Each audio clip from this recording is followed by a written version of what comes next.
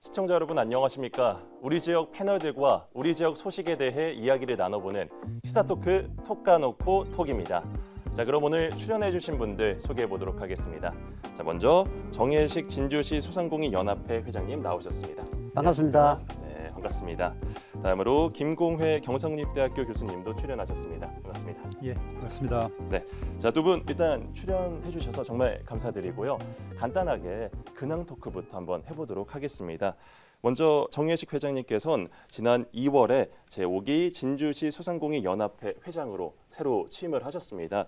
진주시 소상공인 연합회는 어떤 단체인지 한번 설명을 해주시고요. 그다음에 신임 회장으로서 앞으로의 계획이 있다면 짧게 말씀 부탁드립니다. 예, 반갑습니다. 진주시 소상공인연합회 회장 정혜식입니다.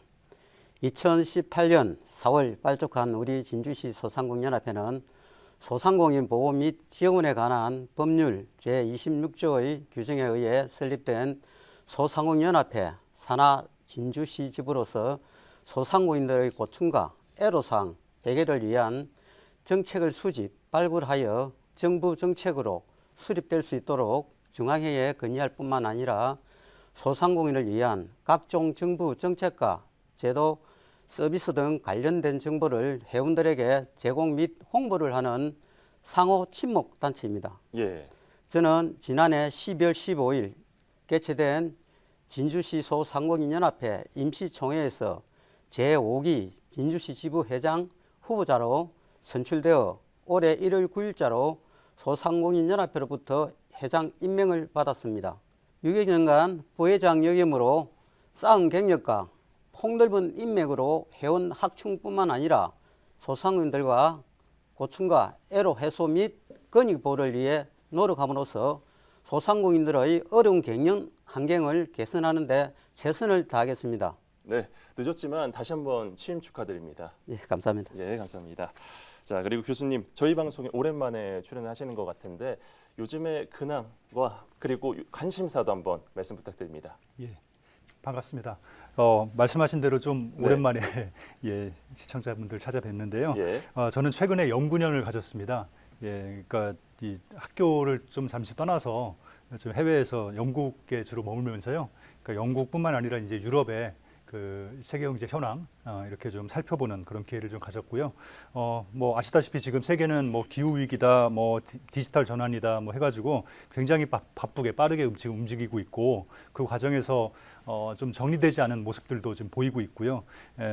뭐 하여튼 그런 변화의 중심에 가서 나름대로 많이 배우고 왔습니다. 우리 지역 경제에 또 도움이 될 수 있는 기여를 또 할 수 있도록 노력하겠습니다. 네. 그럼 이렇게 짧게나마 두 분의 근황 토크를 한번 들어봤고요. 오늘 톡 까놓고 톡의 주제부터 알아보시죠.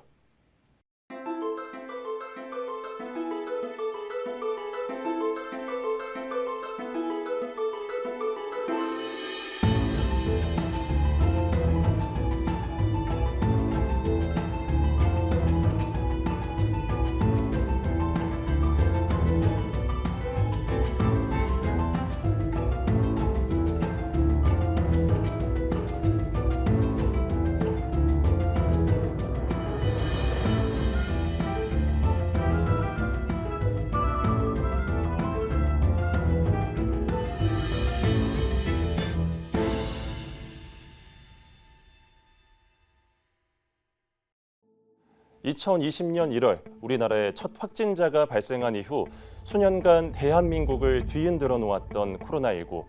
진주에서도 첫 확진자가 나온 2020년 2월 심각으로 조정됐던 위기 단계가 지난해 5월엔 경계로 하향 조정되면서 엔데믹, 그러니까 풍토병화가 선언됐습니다. 정부는 여기에 더해 최근 위기 단계를 1단계 관심으로까지 낮췄는데요. 언론에서는 이를 두고 코로나19의 진짜 엔데믹이라고 표현하고 있습니다. 사회 전반에 적지 않은 타격을 입혔던 코로나19, 특히 소상공인들의 피해가 상당했는데요. 그런데 진짜 엔데믹을 맞은 지금 지역 경제는 오히려 더 어려워지고 있는 상황이라고 합니다. 현재 지역에서 체감하는 경기는 어떤지, 또 앞으로의 전망은 어떤지 두 분과 함께 이야기 나눠보겠습니다. 자, 먼저 회장님, 전국적으로 소상공인 분들이 어렵다는 그런 뉴스 많이 보고 있는데요. 우리 지역 소상공인들이 체감하는 불황은 어느 정도일까요? 예, 코로나 팬데믹 때도 경기가 침체되어 소상공인들이 어려움을 겪었는데요. 최근 정부가 코로나 위기 단계를 1단계인 관심으로 낮추었지만 소상공인들의 체감 경기는 매우 심각하다고 생각합니다. 원재료 가격 인상, 전기, 가스 요금 등 공공요금 인상, 임금비 상승, 대출 이자 증가 등으로 경영 환경이 악화되어 폐업하는 업소가 늘고 있는 실정입니다. 시내 어디를 둘러봐도 영업장 임대가 광고가 붙어 있는 것을 어렵지 않게 보실 수 있을 것입니다. 네, 알겠습니다. 자, 다음으로 교수님, 현재 우리나라 전반의 불경기에 대해 3고, 그러니까 고물가, 고금리, 고환율을 원인으로 꼽고 있습니다. 일부 언론에서는 유례 없는 불경기라고 표현하기도 했는데요. 이를 나타내는 지표가 무엇이 있을까요? 예, 말씀하신 대로 고물가, 고금리, 고환율 이걸 이제 3고라고 하는데요. 이 현상이 이제 줄 잡아서 2022년 정도부터 네. 계속되고 있습니다. 근데 이제 사실 지난해에 비하면은 조금은 완화된 상태라고 할 수 있겠죠. 이제 그런데 뭐 하지만 여전히 높은 상태를 유지하고 있고요. 근데 이제 문제는 사실은 수준이 아니라 이 현상이 장기화하고 있다는 겁니다. 그러니까 이런 상황에서는 우리 서민들과 기업, 특히 이제 소상공인들이 그 상황에 대응할 수 있는 어떤 뭐 체력이랄까요, 기초 체력 또는 뭐 미천 이게 이제 바닥나고 있는 거죠. 예. 그래서 경제를 볼 때 이제 가장 중요한 지표가 사실은 저는 두 가지를 꼽는데요. 예. 국내 총생산, 그러니까 GDP라고 하는 거, 네. 그리고 고용이에요. 예. 근데 이제 국내 총생산은 사실은 산출되는데 시간이 좀 많이 걸리거든요. 그래서 고용 지표 같은 경우에를 이제 보면 이제 주로 보는데 네. 그러니까 무엇보다 지금 실업률 상승이 좀 눈에 띄고 있고요.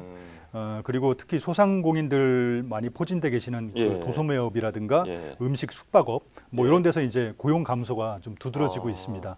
그래서 뭐 최근에 이제 한국은행에서 조사한 거를 보면은 소비 심리 감소 뭐 아무래도 이제 물가도 이렇게 이제 상당히 치솟고하고 예. 있는 상황이기 때문에 예. 소비 심리 감소가 지금 두드러지고 있는 상황입니다. 네, 고용과 더불어서 소비 심리도 좀 두드러진다. 자, 그러면 요즘에 단순하게 요즘 경기 많이 어렵지 않습니까? 예. 코로나19가 영향 미쳤다고 봐도 괜찮을까요?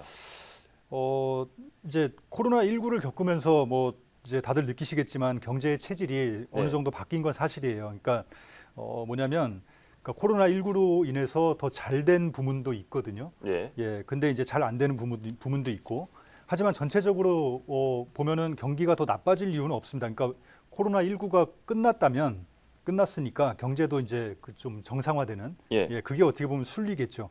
근데 이제 문제는 코로나19 이전부터 사실은 우리나라뿐 아니라 그러니까 세계 경제 전체가 좀 불황에 접어들고 있었어요. 네. 그러니까 코로나19하고는 좀 상관없이. 예. 근데 이제 코로나19가 닥치고 나서 그러니까 정부가 이제 뭐 거리두기라든가 봉쇄라든가 이런 것들을 하면서 그 불황이 마치 이제 코로나19가 야기한 것처럼 보였던 거거든요.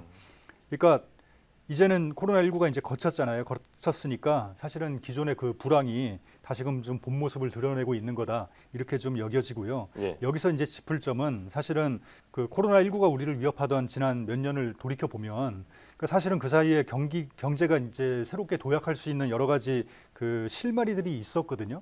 그러니까 예를 들면 뭐 코로나 때 한참 유행했던 게 언택트 경제라는 이제 그러니까 언택트라는 이런 방식으로 경제가 좀 다시 살아날 거다. 뭐 이런 얘기도 있었고요.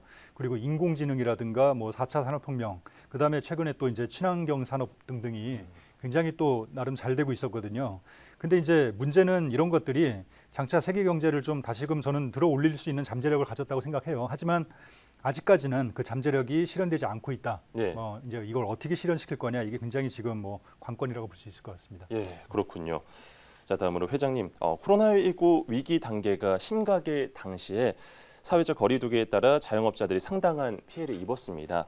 그런데 또 한편으로 보면 배달을 하는 요식업의 경우 수입이 괜찮았다라고 볼 수도 있을 텐데 당시와 지금 상황을 비교해서 소상공인들이 체감하는 경기는 어떨까요? 예, 그렇습니다. 코로나19 위기 단계가 심각할 당시 사회적 거리두기에 따라 일부 배달을 요하는 요식업자들은 수입이 증가된 사례도 있었습니다. 그렇지만 대부분의 자영업자들은 코로나 기간 동안 상당한 피해를 입었다고 생각합니다. 예. 코로나 팬데믹 당시와 지금 상황을 비교해 보면 코로나 당시도 소상공인들이 어려웠지만 지금도 소상공인들의 경영 여건은 그다지 나아지지 않았다고 생각합니다. 아, 그렇군요. 예, 고원가, 고물가, 고금리, 고임금 등으로 소상공인들의 최강 경기는 더욱 나빠진 것으로 판단됩니다. 네. 회장님, 그런데 코로나19 팬데믹 당시에 소상공인들이 사용하는 매장과 건물 임대료는 이전보다 상당히 내려간 것으로 알고 있습니다. 이러한 점은 좀 도움이 되지 않았을까요? 예, 코로나 팬데믹 당시 착한 임대인 정책에 따라 일부 매장이나 건물 임대료 인하 운동에 동참한 건물주들 덕분에 소상공인들의 경영 부담이 조금이나마 완화된 경우도 있었습니다. 예. 그러나 착한 임대인 정책에 동참한 사례는 극소수로 소상공인 전체에 도움이 되었던 것은 아니라고 생각합니다. 실질적으로 소상공인들의 경영 부담이 완화되기 위해서는 건물 임대료 인하뿐만 아니라 공공요금 및 제로, 가격 인하, 대출 금리 인하 등 각종 소상공인 정책이 수립되어야 한다고 생각합니다. 예, 알겠습니다. 교수님, 최근 한국은행이 밝힌 자영업 다중채무자 대출 현황에 따르면요. 지난해 2분기 기준 자영업자 다중채무자의 금융기관 대출 연체 금액이 2020년 동기에 비해 153.5% 증가한 13조 2천억 원이라고 합니다. 그리고 연체율도 봤을 때 2015년 1분기 이후 8년 만에 최고치를 경신했다고 하는데요. 이러한 지표들이 시사하는 것은 무엇일까요? 예, 조금 이제 지표에 대해서 부연 설명을 좀 드려야 될 것 같은데요. 예. 예, 일단은 그 다중채무자 통계가 공식적으로 발표되는 건 아니에요. 그래서 그리고 또 이제 그 정의를 어떻게 하느냐에 따라서 수치도 조금씩 달라지거든요. 예. 이제 보통 연체라고 하면은 3개월 이상 연체하는 걸 말합니다. 그리고 다중채무자라고 하면은 3개 이상 금융기관에서 빌린 그 상태. 라고 할 수 네. 있고요. 예, 그리고 이제 다중채무자가 이제 연체한다 뭐 이런 것도 그렇게 보면은 그러니까 이런 3개 이상의 금융기관에서 빌려서 3개월 이상 이렇게 연체하는 어떻게 보면 굉장히 조건이 까다로워요. 여기에 들어가는 게. 그러네요. 예. 그런데 그러니까 말씀하신 대로 이제 한국은행도 가끔씩 통계를 내놓긴 하는데요. 네. 지금 봤을 때 이제 제가 찾아보니까 가장 최근에 나온 자료가 이제 신용평가 기관에서 이렇게 나온 게 있어요. 국회에 제출한 자료가 있는데 그러니까 이거에 따르면 이제 올해입니다. 올해 3월 말, 예. 올해 3월 말 현재 다중채무자가 전국에서 이제 172만 7천 명, 굉장히 뭐 많은 숫자인데, 엄청난 숫자입니다. 그 전체 채무자의 51.4%입니다. 그러니까는 네. 전체 채무자는 뭐 이제 이 2배 정도 된다는 거죠. 그 중에서 절반 정도가 이제 다중채무자고요. 예. 그 다중채무자의 채무액이 689조 7,200억. 전체 자영업자 채무액의 62%. 그러니까는 더 많다고 볼 수 있겠죠. 그렇죠. 저기 숫자에 비해서. 근데 이제 사실 부채라는 거는 뭐 여기 회장님 더 잘 아시겠지만은 사업이 잘 되는 경우에도 증가할 수 있어요. 근데 이제 그런 면에서 보면은 증가 자체보다는 이제 그 연체라는 걸 좀 봐야 되는데 그 연체 비율이 지금 높아진다는 게 좀 문제인 것 같습니다. 그러니까 더구나 이제 다중채무자는 뭐 아시다시피 추가적인 대출이나 또는 뭐 이른바 돌려막기 뭐 이런 게 사실상 불가능한 상황에 있는 분들이거든요. 그래서 이제 다중채무자 연체액이 지금 3월 말 현재 보니까 24조 7,500억 정도가 돼요. 이게 이제 2년 전에 이제 비하면은 2022년이죠. 2년 전에 비하면은 한 2배 정도 증가한 수치입니다. 그러니까 연체율도 지금 3.59%로 지금 산출이 되는데요. 그러니까 2년 전에는 이게 한 2% 초반대였어요. 그러니까는 거의 뭐 상당히 악화되고 있다. 그렇죠. 지금 그렇게 볼 수 있습니다. 예. 그런데 또 언론들의 헤드라인을 한번 보면 소상공인들이 코로나 지원금에 발목을 잡혔다라고 표현하기도 합니다. 코로나19 당시 소상공인과 자영업자들을 위해서 시중은행과 정부에서 대량으로 풀었던 정책자금 상환 과정에서 연체와 파산이 이어졌다라고 볼 수도 있을 텐데 어떨까요? 예, 그러니까 뭐 어려운 시기에 사실 정책 자금이 지급되고 그것이 이제 좀 시기가 지나면 그 이제 지급된 정책 자금이 이렇게 뭐 상환되고 회수되는 거 뭐 이거 당연한 건데요. 실제로 코로나19 시기에 자금이 많이 풀렸고요. 예, 그래서 이제 22년부터 이제 통계를 보면 그 상환액이 좀 크게 증가하고 있습니다.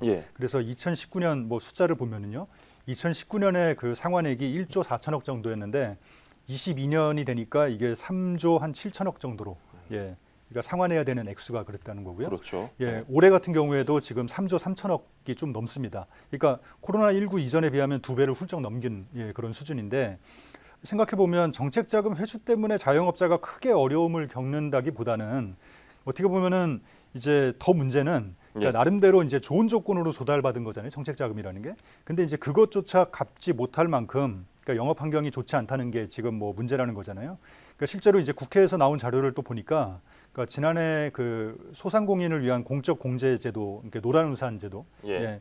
여기에 보면은 폐업 사유 공제금 지급하는 게 있거든요. 아까 이제 회장님도 잠깐 이게 폐업 말씀하셨는데 지난해 같은 경우에 지급 건수가 11만 건이 넘었어요. 그러니까는 10만 건 처음 넘었는데 공제금 지급액도 지금 처음으로 1조 원을 넘어서 사상 최대 액수에 달했습니다. 그러니까 이제 굉장히 지금 안 좋은 상황이라는 건데 여기에 더해서 사실은 정부도 그러니까 이제 정부 입장에서는 사실 뭐 이런 상황을 가장 잘 알고 있을 테니까 오히려 이제 이런 어려움을 좀 고려해서 나름대로 추가적인 조치를 또 취하고 있거든요. 그러니까 이제 예를 들면 이제 정책 금리를 좀 낮춰주는 대환제도라든가 이런 거 하고 있는데 문제는 이제 그런 정책이 소상공인들에게 효과적으로 좀 다가가지를 못하고 있어요. 그러니까 최근에 좀 웃지 못할 좀 보도가 있었는데 고금리 상황이 계속되니까 이제 중기부에서 시중은행을 통해서 이제 대환대출 뭐 제도를 이제 시행하고 있는데요. 이게 자영업자들이 이제 이자를 좀 줄여보겠다고 금융기관을 찾아가면 정작 은행 직원들이 이걸 몰라요. 해당 상품을. 그러니까 그만큼 정부 사업인데도 어떻게 보면 정책 전달 과정이 좀 효과적으로 지금 이루어지지 않고 있다. 이렇게 좀 볼 수 있을 것 같습니다. 아, 그렇군요. 그러니까 다양한 문제가 있다. 다양한 문제가 있다. 자, 회장님. 그런데 이러한 점을 또 감안해서 자영업자와 소상공인들에 대해서는 정부와 지자체에서 육성 자금이라든지 대출이자 지원이라든지 그런 제도가 있지 않나요? 예, 소상공인을 위한 정책 자금으로는 정부, 도시 등 각종 정책 자금이 지원되고 있습니다. 2024년 올해 중소벤처기업부는 소상공인 대상 정책 자금을 3조 7천억 원을 지원하고 경남도는 2천억 원 규모의 저금리 정책 자금을, 진주시는 430억 원 규모의 소상공인 정책 자금을 지원하고 있습니다. 저금리 소상공인 정책 자금은 사막의 오아시스와 같은 소상공인들에게는 갈증을 해소하는 기합물과 같은 자금입니다. 많은 소상공인들이 혜택을 받을 수 있도록 지원액 규모를 늘려주었으면 좋겠습니다. 알겠습니다. 자, 교수님, 조금 결이 다른 이야기를 한번 해보면요. 최근 이렇듯 심각한 불경기를 타개하기 위한 민생회복지원금이 화두가 되고 있는데요. 코로나19 당시 재난지원금과는 조금 성격이 다르지만 민간 소비를 개선하기 위해 전체 또는 선별적으로 지원금을 지급하자는 건데 장단점은 다 있기 마련이겠죠. 글쎄요, 이제 결론적으로 말씀드리면, 그러니까 이제 저는 그러니까 경제학자로서, 그러니까 정부는 좀 어려움이 크신 분들에게 좀 더 많은 지원이 집중되도록 하는 게 저는 바람직하다고 봅니다.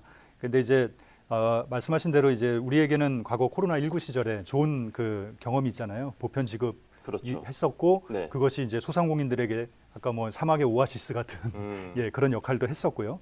많은 국민들의 호응을 얻은 것도 사실인데 저 개인적으로도 사실은 그 정책 또 이렇게 만드는 과정에서 같이 또 역할을 했던 그런 정책이어서 굉장히 인연이 있습니다. 근데 이제 문제는 이거예요. 하지만 당시에는 그 코로나19가 갑작스럽게 닥쳤잖아요. 그러다 보니까 이 피해 여부 그리고 피해 규모 이런 걸 산정하기가 굉장히 어려웠습니다. 그래서 이제 보편 지급의 형태를 띌 수밖에 없었던 그런 사정도 있는데, 근데 이번에는 좀 그렇지가 않잖아요. 이번에는 정부도 사실은 그 이제 코로나19 겪으면서 국민들의 소득 현황이라든가 재정 현황에 대해서 좀 보다 빠르고 정확하게 파악할 수 있는 그런 여러 가지 이제 제도라든가 뭐 설비 능력 이런 걸 갖추고 있거든요.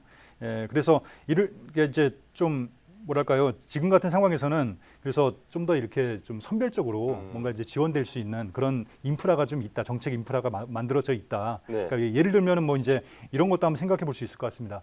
그러니까 아동수당 같은 경우에 지금 2018년에 도입됐는데 사실은 그 사이에 수혜 범위는 좀 늘어났어요. 하지만 그 액수는 여전히 좀 그 한 달에 10만 원 변함이 없는데 뭐 이런 거 올리는 것도 저는 뭐 좋은 방법이라고 생각합니다. 자, 회장님, 사실 심각한 불경기를 겪고 있는 소상공인들의 입장에선 민생회복지원금을 비롯한 보편적 지원에 관심이 집중될 수밖에 없을 텐데요. 맞을까요? 코로나19 당시 국민 개개인에게 재난지원금을 지급한 바 있습니다. 당시 재난지원금을 지역 내 소비를 촉진 및 경기 활성화를 위하여 지역 화폐로 지급함으로써 지역 내 일부 소상공인에게는 도움이 되기도 했지만 근본적으로 문제를 해결하기에는 부족한 점이 있습니다. 최근 민생회복지원금 같은 보편적 지원 얘기가 나오는데요. 언제 얼마나 또 지급될지 아닐지 모르겠지만 지원된다면 지역 내 민간 소비 증가를 유도함으로써 소상공인들이 혜택을 볼 수 있으면 틀림없는 것 같습니다. 정부의 재정 여건이 허락한다면 지원이 될 수 있도록 노력해 주시기 부탁드립니다. 예, 알겠습니다. 회장님, 그렇다면 지금 자영업자와 소상공인들에게 필요한 것은 무엇이라 생각을 하시고 또 만약 현재와 같은 상황이 지속될 경우 어떤 문제가 또 발생할 거라 보실까요? 지금 소상공인들은 고원가, 고물가, 고금리, 고임금 등으로 경영 환경이 악화 일로에 있습니다. 지금 자영업자와 소상공인들에게 필요한 것은 공공요금이나 물가 상승률 하락, 대출자금 확대 및 이자율 인하 등 장기적이고 실질적인 지원 정책이 필요합니다. 고원가, 고물가, 고금리, 고임금 기조가 계속될 경우 지역 경제뿐만 아니라 대한민국 경제의 근간이 되는 소상공인들이 무너지게 됩니다. 소상공인이 살아야 지역 경제가 살고 대한민국 경제가 살게 됩니다. 하루바피 소상공인 지원 정책을 수립 지원해 주시기 바랍니다. 예. 교수님은 그러면 현재 불경기가 얼마나 지속될 거라고 보시는지 그리고 또 이것이 실제로 소상공인과 자영업자들에게 어떤 영향을 미칠 거라고 또 보고 계십니까? 예, 그 한국은행에서 발표가 난 게 예. 있는데요. 그 지난 1분기에 그러니까 1, 2, 3월이죠. 예. 1분기에 우리 경제가 그 예상외로 성장률이 높았는데 이거 가지고 이제 해석이 좀 분분합니다. 그러니까 실제로 경제가 좋아지고 있다는 그런 의견도 있고요. 그리고 또 그 전기에 사실은 많이 안 좋았거든요. 그러니까 예. 지난해 말 4기죠. 4분기가 안 좋아가지고 이제 좀 반등을 그렇게 좀 한 거다. 그러니까 기저효과 때문이다. 이렇게 이제 보는 의견도 있는데요. 근데 어쨌든 전체적으로 보면은 지금 현재 세계 경제가 상당히 불확실성이 지금 심각합니다. 거기에 더해서 이제 경제가 잘 안 풀리니까 이게 각국에서는 이제 보호주의, 그러니까 예. 뭐 미국도 그렇고 중국도 그렇고 이런 큰 나라부터가 이제 보호주의 기조로 지금 돌아서고 있고요. 그리고 그러다 보니까 이제 금융 불안이라든가 이런 것들이 지금 뭐 나타나고 있죠. 근데 이제 이런 대외적인 요인들이 지금 굉장히 커요. 우리 경제를 지금 그 억누르는. 예. 네, 그런 게 큰데 지금 진주 같은 경우에는 사실은 이런 대외적인 그런 요인하고는 조금 어느 정도는 많이 떨어져 있습니다. 그러니까 진주라는 도시는 보면은 이게 좀 내수 중심이 많이 이제 중심성이 있고요. 예. 예, 그래서 이게 이제 보면은 단계적으로 좀 봐야 되는데 그 이런 대외적인 요인이 지금 굉장히 크기 때문에 일단은 이런 것들이 이제 우리나라 뭐 대기업이라든가 수출 뭐 중소기업 뭐 이런 데 이제 영향을 많이 미칠 거고요. 타격이 클 텐데 그것이 이제 국내 이런 소상공 부문, 자영업 부문 이런 데로 이제 많이 영향을 미칠 것 같아요. 그래서 뭐 사실 언제까지 얼마나 지속될 거냐 이렇게 물어보셨는데 네. 이게 지금 쉽게 지금 예측은 안 되고 굉장히 지금 뭐 불안한 상황이라는 거는 뭐 확실하게 말씀드릴 수 있을 것 같습니다. 예, 그렇군요. 자, 회장님 혹시 오늘 주제에 대해서 얘기를 나누시면서 하지 못했던 말씀이 있다면 편안하게 해주시죠. 예, 코로나19 팬데믹 당시 뿐만 아니라 코로나 엔데믹으로 전환된 이 시점에도 소상공인들의 경영 환경은 매우 어렵습니다. 이러한 소상공인들의 고충과 애로를 10분 이해해 주시고 소상공인들이 되살아나 지역 경제의 근간이 될 수 있도록 다방면에서 많이 도와주시면 고맙겠습니다. 네, 알겠습니다. 혹시 교수님께서도 추가적으로 하고 싶으신 말씀이 있다면 편안하게 해주십시오. 예, 저 이런 기회가 주어지면은 늘 이제 하려고 하는 말이 있는데요. 예, 진주시는 저는 사실은 오늘 뭐 좀 우울한 얘기를 좀 한 것 같은데 네, 사실 진주시는 보면은 또 이 미래지향적인 여러 가지 계획을 세우기에 굉장히 좋은 곳입니다. 그러니까 학생들도 많고 특히 이제 저도 지금 대학에 있지만 이 대학생들 지금 뭐 경남 전역에서 지금 와가지고 진주에서 공부를 하는 그런 학생들이 지금 많지 않습니까? 이런 그 젊은 인력들을 좀 적극적으로 좀 활용할 수 있는 그런 뭐 어떤 방안들이 있다면은 저는 뭐 진주시가 앞으로 이제 발전하고 하는데 굉장한 밑거름이 될 거다. 특히 이제 저희 학생들 같은 경우에 당장 뭐 이제 아르바이트 같은 것도 많이 하고 하는데 그런 과정에서 뭐 사실은 지금 옆에 회장님 나와 계시니까 또 말씀을 드리자면 좀 같이 뭔가 뭐 저희 학교하고도 할 수 있고 아니면 하여튼 학생들을 위한 뭐 이런 여러 가지 이제 그 뭐 프로그램을 좀 만들어 주신다면 이제 뭐라고 할까요? 이 학생들이 좀 더 이제 앞으로 졸업 후에도 진주시에서 정착을 하고 그러니까 뭔가 시 발전을 위한 어떤 그런 뭐 밑거름이 될 수 있는 뭐 예. 그런 계기가 만들어지지 않을까 그런 말씀 좀 드리고 싶습니다. 예, 알겠습니다. 오늘 두 분 말씀 잘 들었습니다. 자, 수년간 우리 지역 경제를 꽁꽁 얼게 했던 코로나19. 이 질병이 사실상 종식됐지만 자영업자와 소상공인들의 어려움은 오히려 가중되고 있습니다. 뉴스에서는 문을 닫은 상권의 모습이 연일 보도되고 있고 경기가 호전될 기미는 좀처럼 보이지 않습니다. 소상공인과 자영업자들의 겨울은 언제쯤 종식을 맞게 될까요? 톡하놓고 톡, 저희는 다음 시간에 또 다른 이야기와 함께 돌아오겠습니다. 시청해주신 여러분 고맙습니다.